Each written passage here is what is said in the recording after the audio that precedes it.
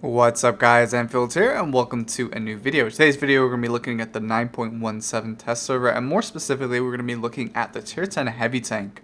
Now I have absolutely no idea how to pronounce this correctly, so I do apologize for those of you that are Swedish in the audience and kind of cringe, but I don't know if it's Kranvagn or Kranvagn. Please help, send assistance.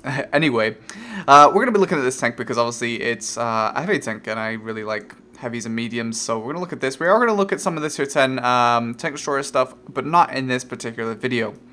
Now, you can see here, it's actually a very similar sort of shape to the 50B.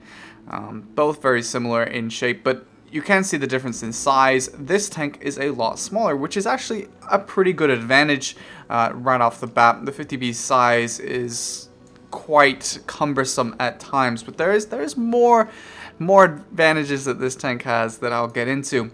I was going to look at just the stats, but then I figured, well, I might as well compare it to the 50B because it basically is an alternative version to the 50B in many ways, much more than the 57 ever was. So let's have a look at the comparison between the two tanks. So you can see here, the 50B does have a lot of advantages over this tank. Namely that it's faster. It's a lot faster.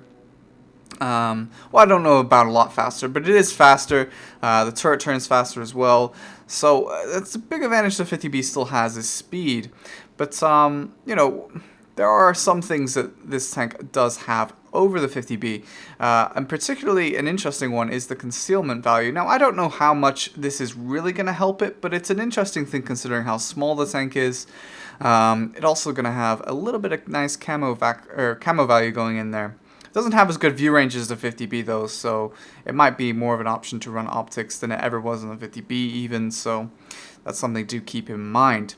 But now here's the interesting thing on what everyone wants to know. How do the guns operate? Well, they have the same average damage.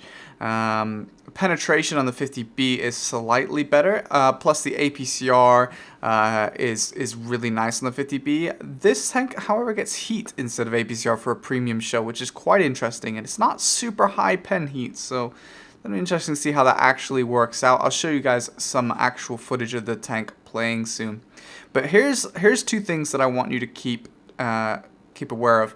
It has negative 12 gun depression versus the 8 degrees of depression that the 50B has. That's a lot, like a lot. The 50B depression is really good, but 12 degrees is really, really good. Now, obviously, this depression was mostly enough, but why is having good gun depression that useful? Obviously, these tanks, you think of the 50B, it's got the weakest turret in the world, but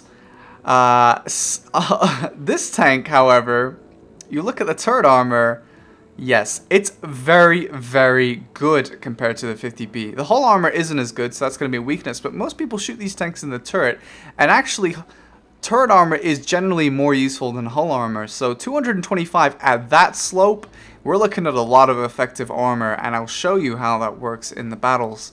So that's something to keep in mind between these two tanks, is just how good this turret armor is, and the depression. It's a very, very good combination. Another thing I will talk about in the battles more is the aim time is a little bit better than the 50B. The guns are roughly the same though. But the interesting thing is this actually has more damage per minute despite it having 2.75 seconds interclip reload. The 50B fires every 2.5 seconds. But this one has a faster overall reload, so it sort of balances out to having this one have the better damage per minute, which is really interesting. So let's get into some battles. So my plan was to originally show you guys, just a little footage of various different battles and just sort of paste them all together. But unfortunately, the 9.17 test server has been far worse than normal. Like, playing on the test server is usually pretty bad, but it's been really, really bad. And the reason is there's about 4 artillery every single game and a ton of 183s and such. I don't really understand it. I don't know why the Russians feel that they want to test these tanks on the test server and not the actual new tank line. There are, of course, people playing these tanks, but not as many as people playing artillery and 183s and such. I feel like people just want to test what they can one-shot and whether they can one-shot the new tanks or something. I don't know. It's really, really discouraging. But anyway, this replay was at least somewhat usable, so I'm just going to show you the whole replay because it does show the tank strengths, for example. you know, you can see, that's unlucky. You can see here the gun depression. You know, we would see the gun depression if an E5 didn't dive in front of me. But at least his little maneuver there to get in front of me did show just how good my gun depression is, that he has to go all that way over in his American tier 10 heavy tank, and my Swedish tier 10 heavy tank is able to stay on the dip and not have to crest over to get any gun depression. 12 degrees is really, really lethal. So I'm just sort of going back and forth to see if there's any more shots available here. It doesn't look like there's going to be much. This guy, you can see he's got his turret exposed. Look how well his turret does against those guys trying to shoot him. Just to show you how good the armor is. And the armor on the actual front pike nose isn't actually that bad. It's not great, but it's not like a complete easy super pen weak point either. You do have to, you know, be careful how you're aiming at it because it will bounce things. So I'm moving up here just to try and get whatever shots I can. I can literally poke down here and be completely protected. As you can see, there is the tier 10 Swedish tank destroyer. I'm still confused about how to pen that tank, because there you could see me penning, but the front is actually listed as really bad armor, but I was trying to pen it in a previous battle and it just was not going through. Although that very same battle I got shot at basically the same time by 3 183s. But anyways, yeah. So you can see so far I bounced everything that's been thrown at me because of the turret. If you were in the 50B, I would have taken a lot of damage already, possibly be near death. But as this tank is not the 50B and has turret armor, I'm able to move up as freely as I choose. Now, obviously, my gun is pretty good at aiming. You can see that it's relatively accurate, which is really nice. But what I have found is that the dispersion can be a problem sometimes. You can see that the shots don't always go central. Feels less accurate than the 50B.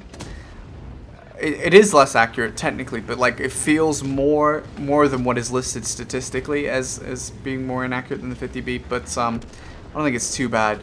I mean, when it's fully aimed in, I think it might be more like the case of the Grill 15. For those of you that played it will know that when it's fully aimed in, it's really accurate, but trying to snap in that tank is a nightmare. Look at that gun depression. I just turned around to show you it, but yeah, he's got no chance. That's heat right into my turret. Nope. I will not take any damage from you, Mr. 113. So anyway, yeah, so it's just really, really, really good, I think, so far. You know, that's 500 plus damage from a 183 that if that was a 50B, I would have probably been one shot in the turret. So you can see how good the armor is by how much the Hesh damage is actually able to do to you, which in this case is not a lot. So yeah, I mean, I don't have enough praise for this tank. It really is very good and could potentially be better than the AMX 50B. Now, important to keep in mind, obviously this is the test server and this is the first iteration of the test server, so anything can change.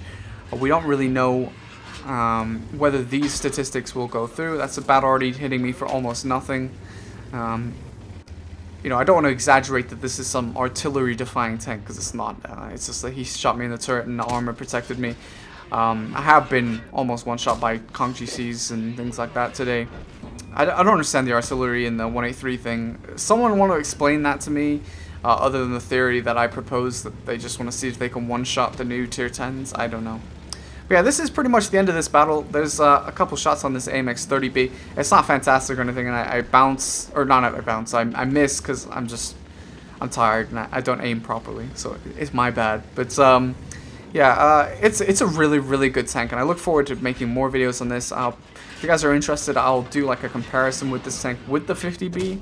Kind of like how I did the IS-4 versus IS-7, 62A versus 140, those kind of videos. My worry though is if I did it on the first iteration of the test server, they like changed the stats of the tank in the second iteration. Whether buffing or nerfing the tank, I don't know, and then that video is a little bit redundant, but I can make that video if you guys are interested. And yeah, this is the first video on the 9.17 test server. I'm sure there'll be a few more to follow as well, so stay tuned for those, especially those of you that are, you know, having trouble finding the videos at the moment. It's because there's an error with the videos being sent out to subscriber feeds. A lot of big YouTubers have talked about it, and then I noticed it with a few of my videos. Unless you go to the actual sub box, you don't see the video, which sucks. So yeah, if you want to make sure you keep up to date, just check your sub boxes and things like that. So thanks so much for watching, guys, and I'll catch you on the next video.